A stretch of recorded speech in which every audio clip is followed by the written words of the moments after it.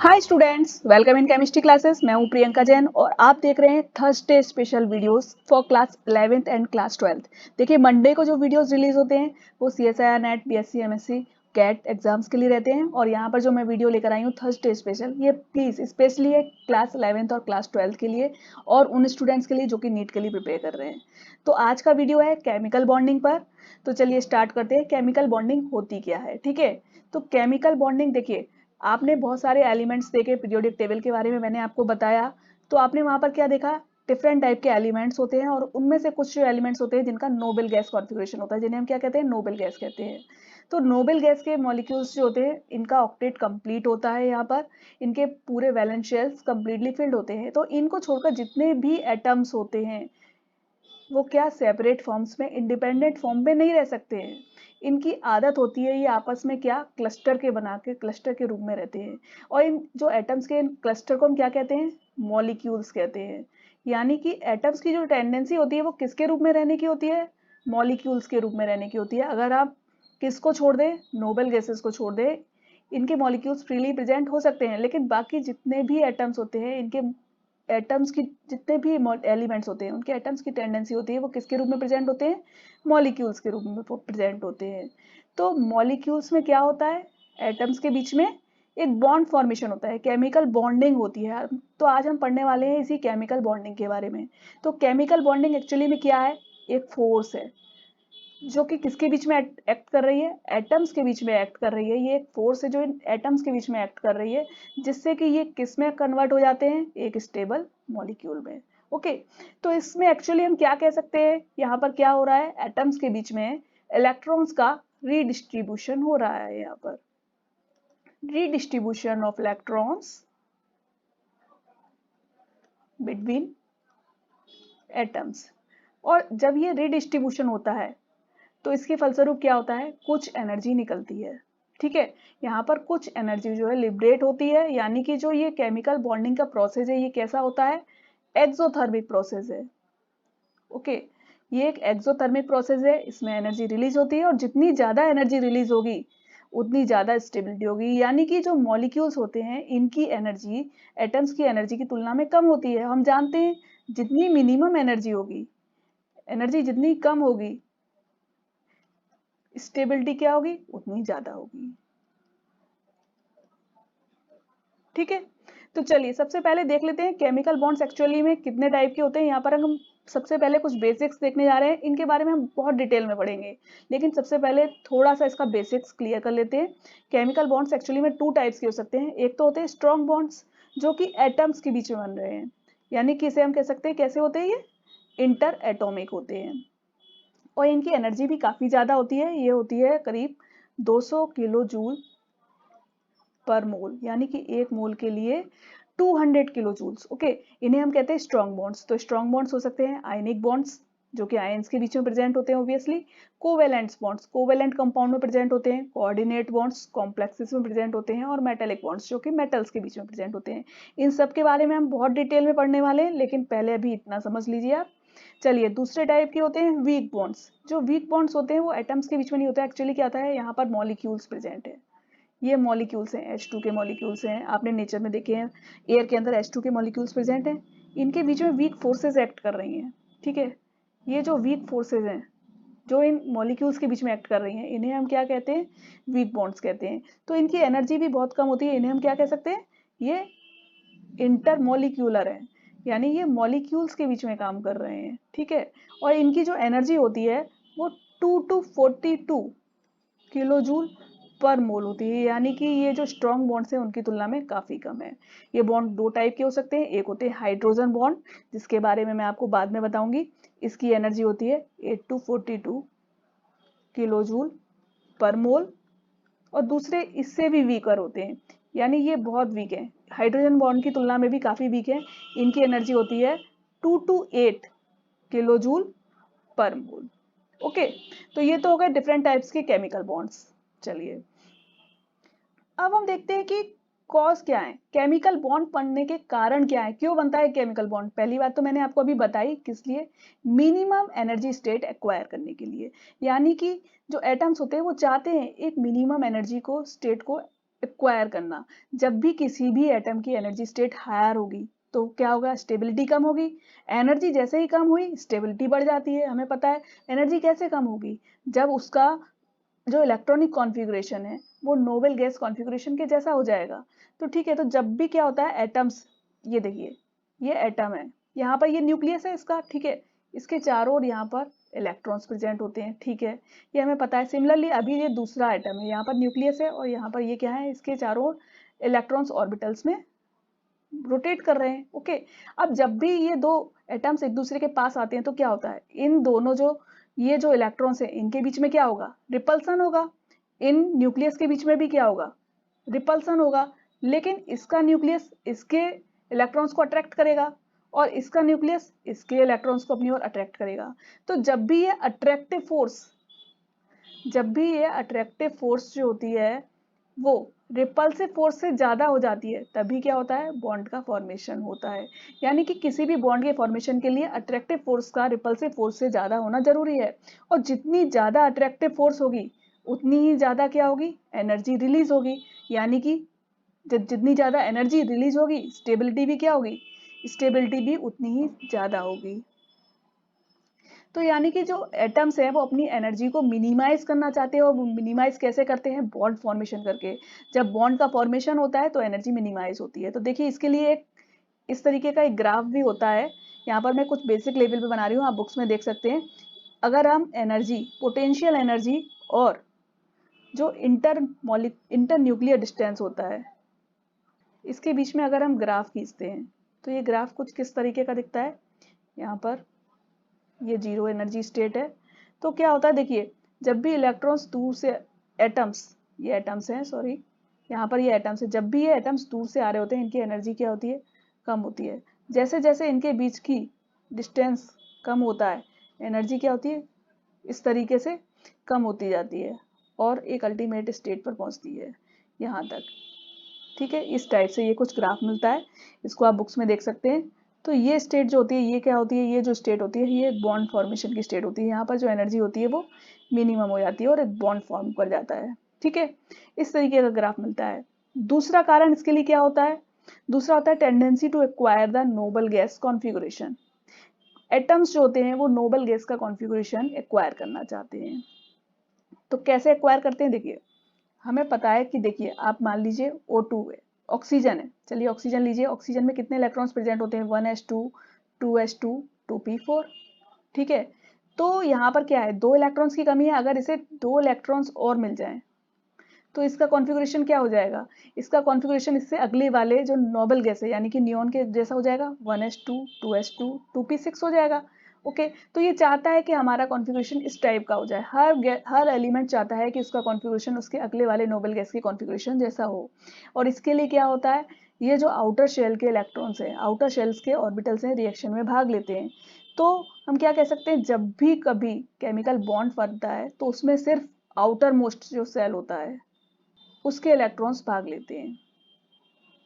Okay, ये electrons किससे हो सकते हैं, या तो NS के हो सकते हैं या NP के हो सकते हैं या फिर N-1 पेनल्टीमेट डी सब शेल के हो सकते हैं। ठीक है, ये इलेक्ट्रॉन्स भाग लेते हैं यूजुअली। और इनर्ट गैसेस जो होती हैं उनका जो कंप्लीट नोबल गैस कॉन्फ़िगरेशन होता है इसके कारण ये कभी भी रिएक्शन में भाग नहीं लेती हैं। तो चलिए इसका एक एग्जांपल देखते हैं। मान लीजिए हाइड्रोजन है, देखिए H2O का जब बॉन्ड फॉर्मेशन होता है तो क्या होता है, यहाँ पर ऑक्सीजन है, ऑक्सीजन का आउटर शेल आप देखिए यहाँ पर कितने इलेक्ट्रॉन्स प्रेजेंट हैं, 6 इलेक्ट्रॉन्स प्रेजेंट हैं। ओके, और हाइड्रोजन पे कितना है, एक है। यहाँ पर दूसरा हाइड्रोजन है, यहाँ पर भी कितना है, एक इलेक्ट्रॉन है। तो एक इलेक्ट्रॉन इसका इसके संग कोवेलेंट बॉन्ड बना सकता है, एक यहाँ पर इसके साथ बनाता है। तो जब भी ये बॉन्ड फॉर्मेशन होता है तो क्या हो गया, इसके पास भी 8 इलेक्ट्रॉन्स हो गए। ये जो दोनों इलेक्ट्रॉन्स हैं ये दोनों इलेक्ट्रॉन्स इन दोनों एटम्स के बीच में होते हैं, ठीक है ना, इन दोनों के द्वारा शेयर किए जा रहे हैं। तो यहाँ पर जो इलेक्ट्रॉन्स है टोटल ऑक्सीजन के पास कितने हो गए, 8 इलेक्ट्रॉन्स हो गए। हाइड्रोजन के पास 2 इलेक्ट्रॉन हो गए, इसका डुप्लेट पूरा हो गया, यहाँ पर इस हाइड्रोजन का डुप्लेट पूरा हो गया। तो इसने नोबल गैस का कॉन्फ़िगरेशन एक्वायर कर लिया, यानी कि ऑक्सीजन का ऑक्टेट कंप्लीट हो गया। इसे हम क्या कहते हैं, ऑक्टेट रूल भी कहते हैं। ठीक है, लेकिन यहाँ पर कुछ एक्सेप्शंस भी होते हैं ऑक्टेट रूल के। कुछ केसेस ऐसे होते हैं जहाँ पर कि ऑक्टेट रूल कंप्लीट नहीं होता है। जैसे कि आप देखिए थर्ड ए ग्रुप के जितने भी एलिमेंट्स हैं, एल्यूमिनियम है AlCl3, BF3, ऐसे जितने भी कंपाउंड्स हैं, इन सब कंपाउंड्स को आप देख लीजिए। मान लीजिए आप BF3 को ही देख रहे हैं, बोरोन, इसके आउटर शेल में कितने इलेक्ट्रॉन्स हैं? 3। अभी इसने फ्लोरीन के साथ अगर बॉन्ड बनाया तो क्या हुआ? इस तरीके से बॉन्ड बनेगा, बाकी के 6 इलेक्ट्रॉन्स ये रहे, ठीक है। इसी तरीके से फ्लोरीन यहाँ पर, इसके बाकी के 6 इलेक्ट्रॉन्स ये रहे, 7 इलेक्ट्रॉन्स। तो ये जो बॉन्ड फॉर्मेशन हुआ यहाँ पर, ये देखिए।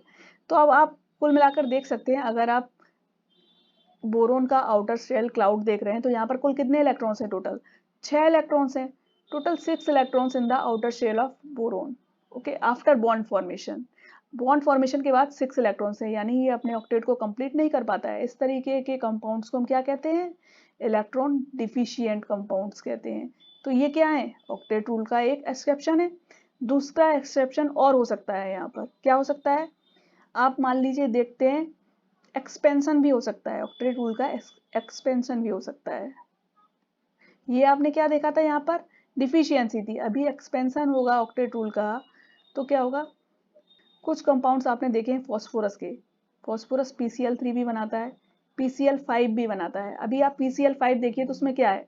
फॉस्फोरस ये प्रेजेंट है। फॉस्फोरस के आउटर शेल में कितने इलेक्ट्रॉन्स हैं? 5 इलेक्ट्रॉन्स हैं। तो ये 5 क्लोरीन्स के साथ बॉन्ड बना सकता है, ठीक है।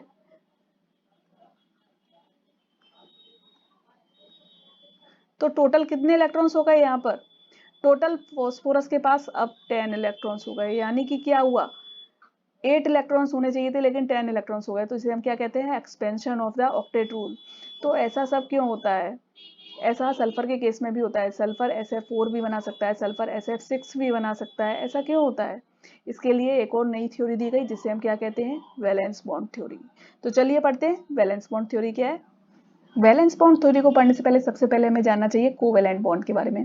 कोवैलेंट बॉन्ड होता क्या है? देखिए, covalent bond is formed by the mutual sharing of electrons between two atoms of electronegative elements to complete their octet. यानी कि कोवैलेंट बॉन्ड जो है वो जनरली किसके बीच में बनता है? इलेक्ट्रोनेगेटिव एलिमेंट्स, जैसे कि ऑक्सीजन, जैसे कि क्लोरीन, ठीक है, जैसे कि सल्फर, इनके दो एटम्स के बीच में जब इलेक्ट्रॉन्स की आपसी शेयरिंग होती है तो उसके फलस्वरूप जो बॉन्ड बनता है उसे हम क्या कहते हैं? कोवैलेंट बॉन्ड कहते हैं। जैसे ऑक्सीजन है, ऑक्सीजन का केस आप ले लीजिए। ऑक्सीजन के पास 6 इलेक्ट्रॉन्स हैं, 1 2 3 4 5 6, ठीक है। अभी ये इलेक्ट्रॉन्स को देना तो नहीं चाहेगा, इसके पास 6 इलेक्ट्रॉन्स है और ये चाहता क्या है? इसके पास 8 इलेक्ट्रॉन्स हो जाएं। तो क्या होता है? यहाँ पर म्यूचुअल शेयरिंग हो सकती है,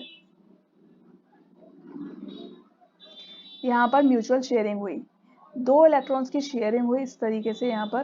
तो ये क्या बना? 2 कोवैलेंट बॉन्ड्स बन गए। इसको हम इस तरीके से शो कर सकते हैं, O डबल बॉन्ड O, ठीक है। अभी आप हाइड्रोजन का केस देखिए। हाइड्रोजन के केस पर देखिए एक ही इलेक्ट्रॉन है, तो हाइड्रोजन में हमेशा क्या टेंडेंसी होती है? अपना डुप्लेट कंप्लीट करने की, यानी कि अपने एक एक इलेक्ट्रॉन को आपस में शेयर करते हैं ये। जिससे क्या हुआ?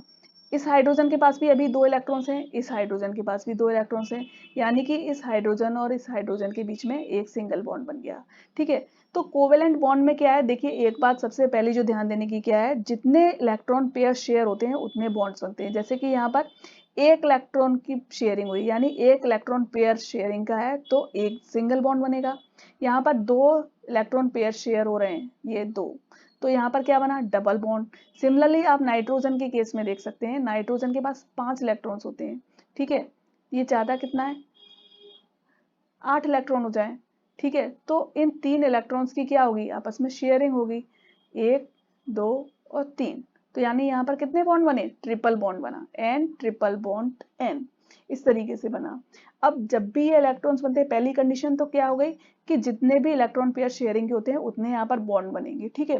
दूसरी बात, जब भी ये बॉन्ड्स बनते हैं तो जो इसमें इलेक्ट्रॉन होते हैं, ये जो बॉन्ड बना इसमें जो दोनों इलेक्ट्रॉन्स हैं इनके स्पिन हमेशा एक दूसरे के अपोजिट होते हैं, इस तरीके से, ठीक है। एक का अगर प्लस हाफ है तो दूसरे का माइनस हाफ होगा, ठीक है।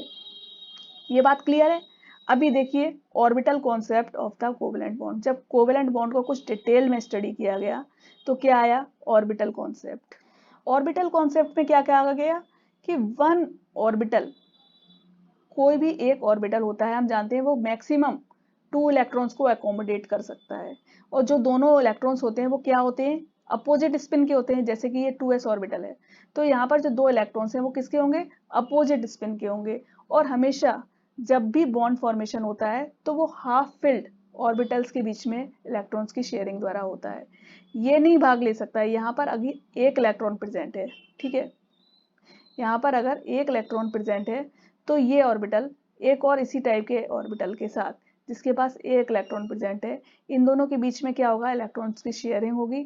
तो अब जो इलेक्ट्रॉन्स होंगे वो कुछ इस तरीके से फिलअप होंगे।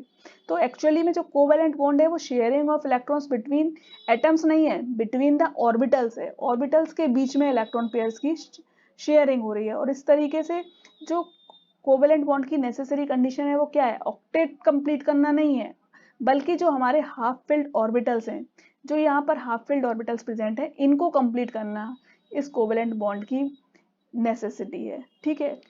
अब आता है क्या, variable valency in the covalent bonds. Covalent bonds में कभी कभी आपको वेरिएबल वैलेंसी देखने को मिलती है, मतलब एक ही एलिमेंट कई कई ऑक्सीडेशन स्टेट्स या वैलेंसी शो कर रहा है। जैसे कि फॉस्फोरस को आपने देखा है, फॉस्फोरस कभी 3 वैलेंसी शो कर रहा है, कभी 5 शो कर रहा है, जबकि आपने नाइट्रोजन को देखा तो नाइट्रोजन सिर्फ 3 शो कर रहा है।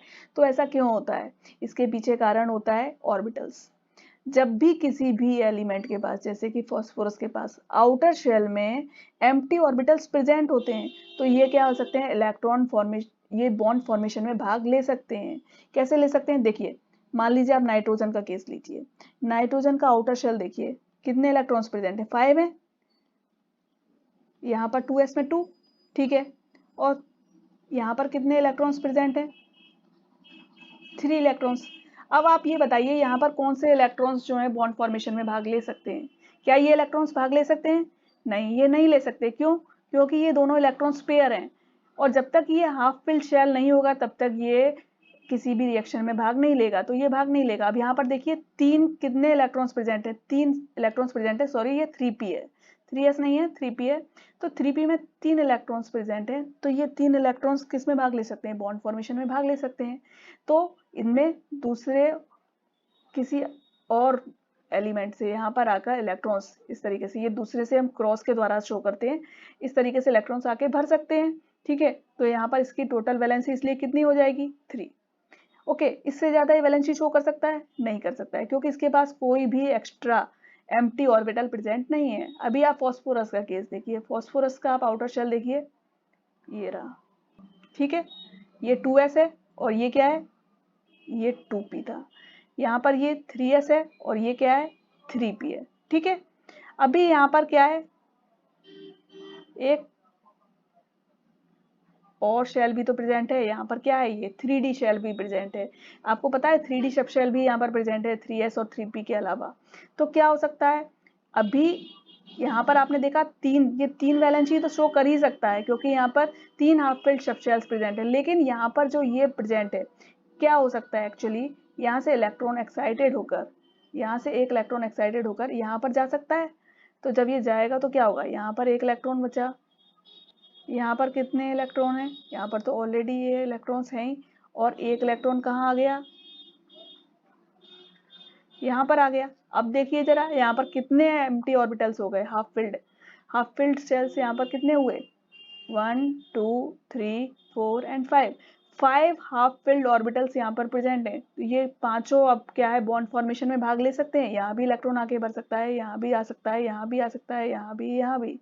तो यानी कि फास्फोरस जो है वो 5 वैलेंसी शो कर सकता है, यहाँ पर वो 3 वैलेंसी शो करेगा तो PCl3 बना सकता है, और यहाँ पर 5 शो करेगा तो ये PCl5 भी बना सकता है।